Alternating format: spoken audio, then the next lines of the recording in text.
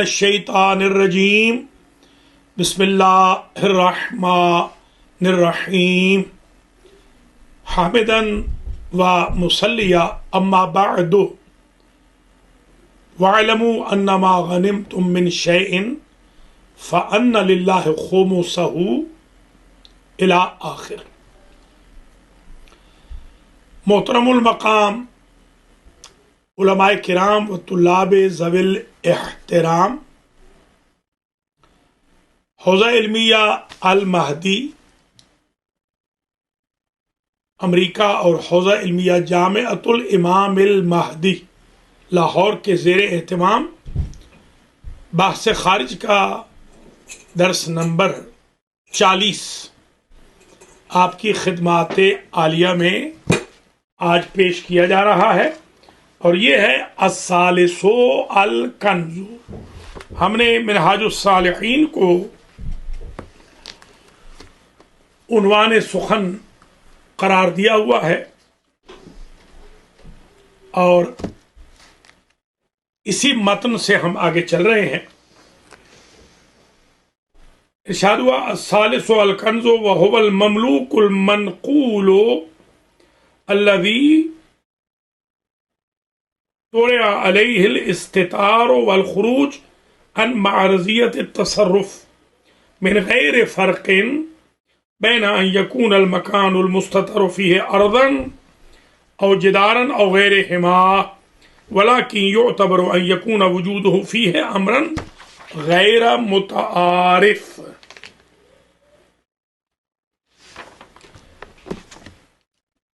کنز تیسرا مورد ہے، ایٹم ہے جس پر خمس واجب ہے۔ غنیمت، معدن اور کنز۔ کنز کیا ہے؟ فرماتے ہیں کہ المملوک المنقول الذی طرح علیہ الاستتار، چھپا ہوا، چھپی ہوئی شے، ایسی مملوک جو منقول ہو اور مستور ہو، اور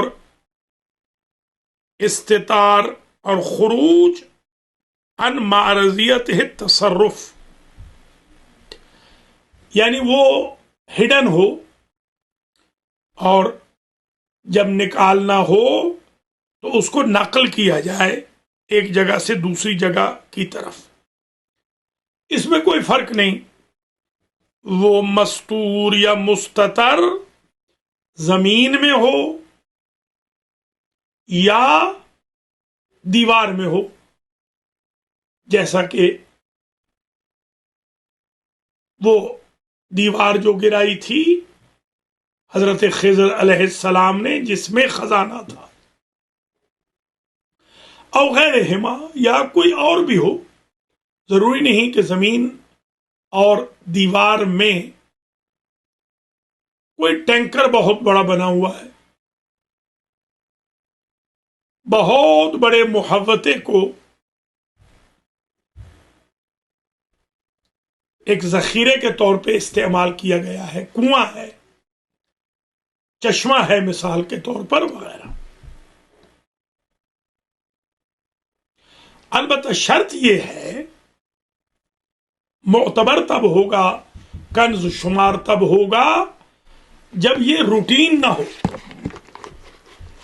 غیر متعارف ہو۔ ایسے نہ ہو کہ پتہ ہو لوگوں کو کہ مثلا نجف کی وادی السلام کے کونے پر ایک جگہ پر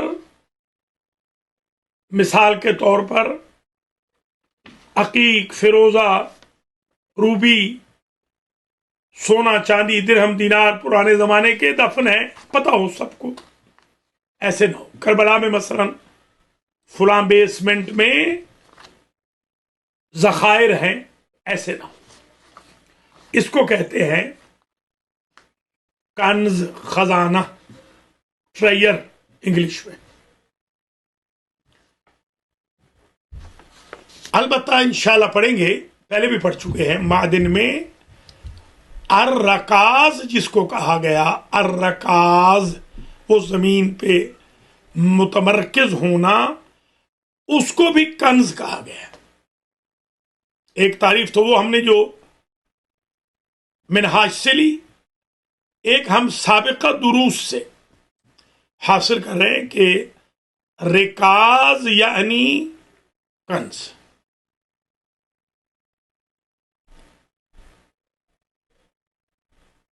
شرعی مسئلہ یہ ہے کہ یجب فی الرکاز الخمس، یجب فی الکنز الخمس۔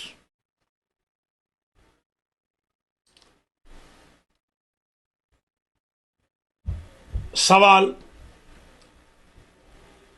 کنز پر خمس واجب ہے؟ مد دلیل علی ذالک، آپ دلائل بیان کریں۔ تو دلائل میں معظم دلائل 3 ہیں، کتاب اللہ و سنت رسولہ و ائمتنا والاجماع من اہل السنت والاجماع المحصل من اہل تشیع۔ اہل سنت کا اجماع ہم نہیں مانتے، وہ ہم نقل کر لیتے ہیں کبھی تاکہ ان کو بتا سکیں کہ آپ کے ہاں آپ کے علماء نے اجماع کیا ہے۔ جیسا میں نے الحمدللہ کتاب الخمس کی جب تحقیق کی، تدقیق کی، اس زمانے سے 80s میں جب ہم نے پڑھا تھا، آیت اللہ العظمیٰ آغا مشکینی رحمت اللہ تعالی علیہ کی خدمت میں شرف تلمذ حاصل کیا تھا، پوری کتاب الخمس کو ان کی خدمت میں پڑھا تھا، اور بھی کتب پڑھی۔ اس وقت سے لے کر اب تک جو میں نے تحقیق کی، میں نے محسوس کیا کہ کوئی بھی اہل سنت کے ائمہ میں سے الا حنبل، الا ان کے امام حنبل، باقی جتنے بھی ہیں وہ سارے کے سارے خمس کے قائل ہیں، کوئی بھی خمس کا منکر نہیں۔ حتیٰ کہ حنابلہ میں اخیراً وہ لوگ بھی خمس کے قائل ہو گئے ہیں۔ والاختلاف فی مصرف الخمس، اختلاف یہ ہے کہ خمس کا مصرف کیا ہے۔ کوئی اسے مصرف الخمس صدقۃ، کوئی اسے صدقہ کہتا ہے، کوئی کہتا ہے مصرف الخمس الفیء للمسلمین، جو ہم ابتدائی دروس میں یاد ہوگا پڑھ چکے ہیں۔ اسی طریقے سے جو پہلی دلیل ہے اس میں ہم سورہ انفال کی، یہ قرآن دے دی آیت نمبر 141 نکال کے، انفال، اس میں ہم پہلے بھی پڑھ چکے ہیں، ہمیشہ آپ کی خدمت میں عرض کرتے ہوئے آئے ہیں۔ پہلا درس جو دیا تھا لاہور میں، پہلا درس جو امریکہ میں اور دوسرا لاہور میں جو دیا تھا، اس میں بھی یہ کہا تھا کہ وَاعْلَمُوا أَنَّمَا غَنِمْتُمْ من شیء، میں جو غنیمت ہے، اس غنیمت سے مراد صرف وہی غنیمت حربی نہیں ہے، میدان جنگ والی۔ یہ درست ہے کہ حکم خمس میدان بدر میں نازل ہوا تھا، مگر لیس بمحدود للحرب فقط، بلکہ ما افاد رجل، ما افادت امرأۃ، ما افاد قوم من الفائدت۔ غانمہ کا مطلب عمومی لیا جائے کہ وہ جو غنیمت یعنی فائدہ، کنز بھی فائدہ ہے۔ یہ دلیل اول 10واں پارہ شروع ہو رہا ہے، 10واں پارہ، 10واں پارہ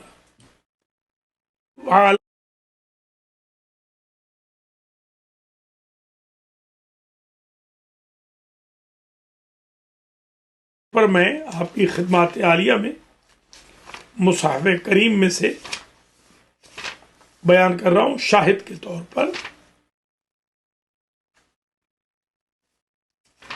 سورہ مبارکہ انفال کی آیت نمبر 41 سے، 141 نہیں، وہ غلطی ہوگی، 41۔ وَاعْلَمُوا أَنَّمَا غَنِمْتُم مِّن شَيْءٍ فَأَنَّ لِلَّهِ خُمُسَهُ وَلِلرَّسُولِ وَلِذِي الْقُرْبَى وَالْيَتَامَى وَالْمَسَاكِينِ وَابْنِ السَّبِيلِ إِن كُنتُمْ آمَنتُم بِاللَّهِ وَمَا أَنزَلْنَا عَلَىٰ عَبْدِنَا يَوْمَ الْفُرْقَانِ، یعنی یوم بدر، یوم التقى الجمعان، جب دو مشرکین اور مسلمانوں کی جماعتیں آمنے سامنے تھیں۔ واللہ علی کل شیء قدیر، اس میں جو غنمتم ہے، ما غنمتم، اس سے مراد کنز ہے، جیسے غنیمت بھی اسی سے مراد ہے، جیسے ربح مکاسب بھی اسی سے مراد ہے، اسی سے مراد خمس بھی ہے۔ یہ الدلیل الاول۔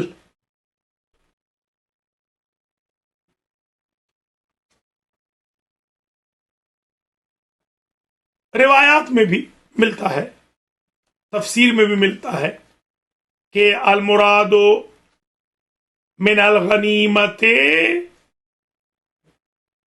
الفائدہ۔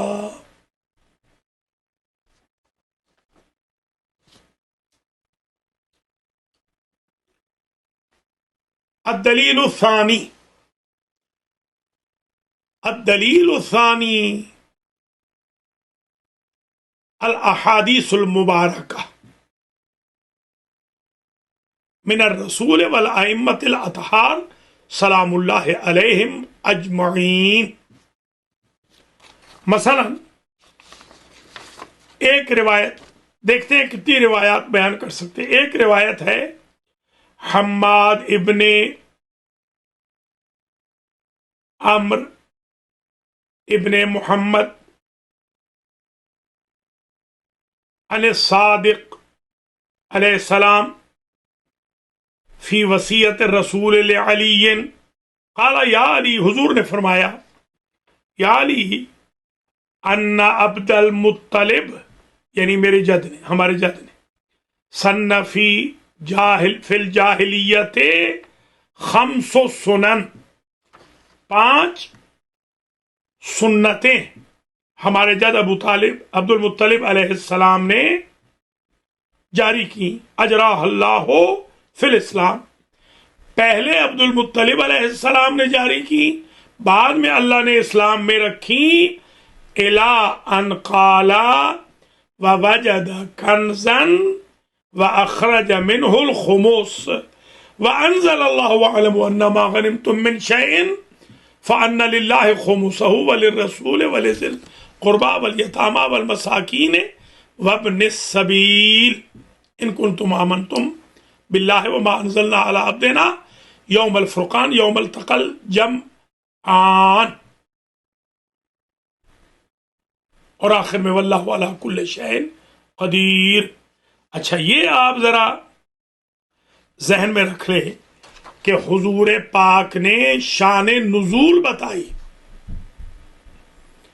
کہ پہلے عبد المطلب نے علیہ السلام خمس جاری کیا جب انہیں خزانہ ملا، بعد میں اللہ نے یہ آیت نازل فرمائی۔ اس سے 2 مطلب واضح ہوئے۔ ایک تو یہ کہ ما غنمتم سے مراد صرف غنیمت حربی نہیں، ورنہ حضرت عبد المطلب علیہ السلام جو ساقی الحجیج تھے، انہوں نے کس سے جنگ کی تھی؟ ایک تو یہ بات ثابت ہو گئی، دوسری یہ بات ثابت ہو گئی آباء و اجداد پیغمبر دین فطرت پہ تھے، احکام اسلام کے نازل ہونے سے پہلے، قرآن کے نازل ہونے سے پہلے، اعلان نبوت سے پہلے سے وہ دین ابراہیمی پر چلتے ہوئے آ رہے تھے بشمول حضرت عبد المطلب علیہ السلام، حضرت عبداللہ علیہ السلام، حضرت ابو طالب علیہ السلام. یہ دوسری بات یہ ثابت ہو گئی. تیسرا شاہد ہمارا یہ آ گیا کہ شان نزول ہی یہ ہے. اللہ نے وَاعْلَمُوا أَنَّمَا غَنِمْتُمْ 41ویں آیت انفال کی بعد میں نازل فرمائی. حضرت عبد المطلب نے خمس پہلے دیا کنز سے، خزانے سے. یہ ایک روایت. اگرچہ یہ جو روایت ہے، اس روایت میں جو راوی بیان ہوئے ہیں، جن روات کو اس میں بیان کیا گیا ہے، ان میں کچھ لوگ یہ کہتے ہیں کہ روایت صحیح ہے، کچھ لوگ یہ کہتے ہیں کہ سندن یہ روایت صحیح نہیں.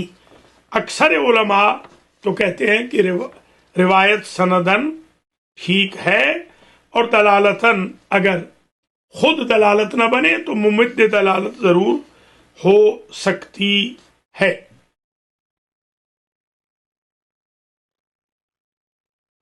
مناقشہ جو ہوا ہے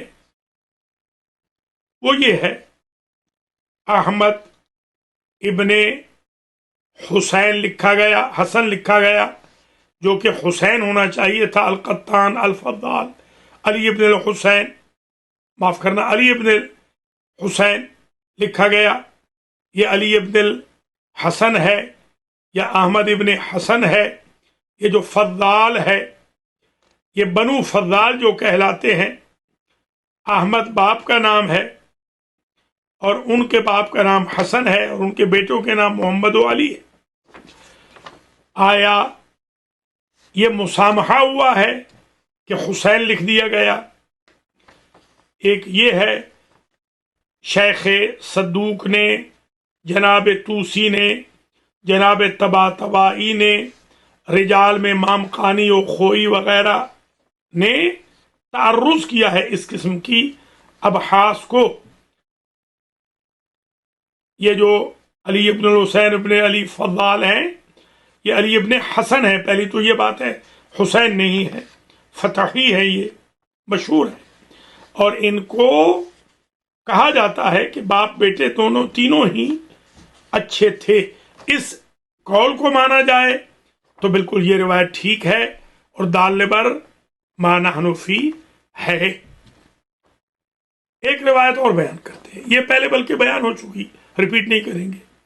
حرث ابن حسیر اسدی کی وہ جو 3 بیان کیے تھے، وہ 300 بھیڑوں والی 1000 بھیڑ کا کے برابر لیا، اور امام علی علیہ السلام نے ارشاد فرمایا کہ خمس عد خمسما اخذت،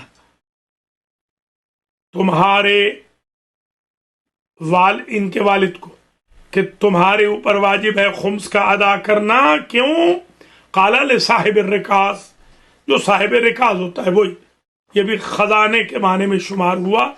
اور خمس، یہ دوسری دلیل آ گئی، دوسری روایت آ گئی جو دال بر خمس رکاز ہے، اور رکاز سے مراد ہم بیان کر چکے ہیں کہ خزانہ ہے.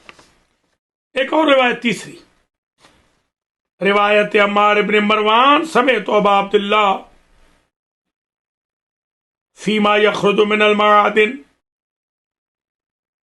والبحر والغنیمت والحلال المختلط بالحرام ولم يعرف صاحبه والکنوز الخمس. خمس ہے معادن میں، بحر سے گوہر سیپی نکالنے میں، غنیمت میں، حلال مخلوط بالحرام میں، اور کنوز میں. ایک روایت اور بھی بیان کر لیتے ہیں، صحیح ہے زرارہ قال ابو عبداللہ علیہ السلام الخمس علی 5 اشیاء. پہلے یہ بھی بیان ہو چکی ہے. الکنوز والمعادن والغوث فی البحر اب النہر مثل البحر والغنیمت ونسی الخامس. راوی کہتے ہیں مجھے پانچواں بھول گیا. ایک محمد ابن ابی عمیر کی روایت ہے، انہوں نے بھی کئی لوگوں سے نقل کی ہے، کم از کم تین ثقہ ہے. اگر 3 ثقہ کہہ جائیں اور ایک بھی ان میں ثقہ ہو تو روایت معتبر ہو جاتی ہے.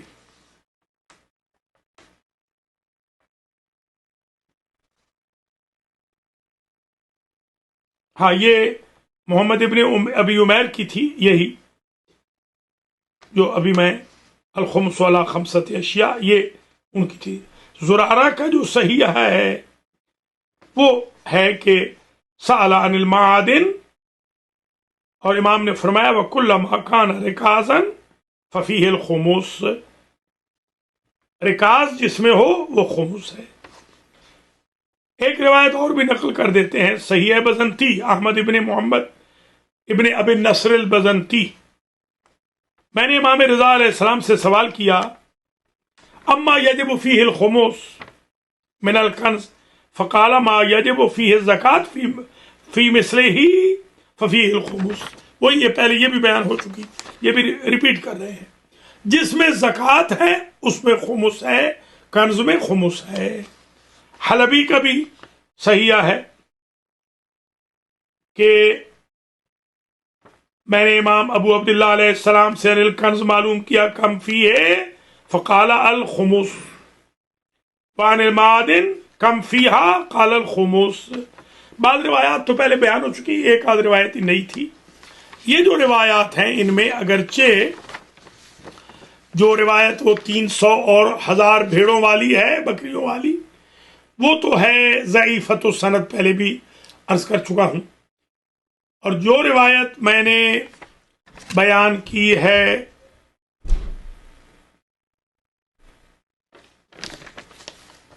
ابتدا میں، جس پر جرح و بحث ہے رجال میں، حضرت عبد المطلب علیہ السلام والی، وہ میں کہہ سکتا ہوں کہ 50% ہے، 50-50 کر لیں. ایک روایت کو تو حرس والی کو تو بالکل ہی ہم کہتے ہیں طرد کر دیتے ہیں، الا یہ کہ ہم اس کو ممد و معاون برائے احادیث اخرى قرار دیں. اس کو اگر نکال بھی دیں، حماد والی روایت بھی نکال دیں، تو بھی ہمارے پاس ایک آج بیان کی، 4 پہلے بیان کر چکے ہیں. ان روایات میں خمسہ میں تقریباً ثابت ہو رہا ہے، بلکہ حتماً ثابت ہو رہا ہے کہ حدیث سے ثبوت مل گیا کہ فی الکنز خمسن. ان 2 روایات کو میں سمجھتا ہوں کہ طرد کرنے کی بجائے ان کو، ان 5 روایات کا ہم ممد و معاون و مؤید قرار دے دیں گے. ہم نے پڑھا ہے علم الرجال میں نے آغا خوئی کی ماشاءاللہ ساری جلدیں پڑھی، مامقانی کی پڑھی، الحمدللہ طباطبائی کی پڑھی، اپنے استاد شیخ آیت اللہ العظمیٰ جعفر سبحانی کی پڑھی. انہوں نے بھی علم الرجال پہ بڑی قلم فرسائی فرمائی ہے، اور اپنے اساتذہ سے بھی بہت کسب فیض کیا.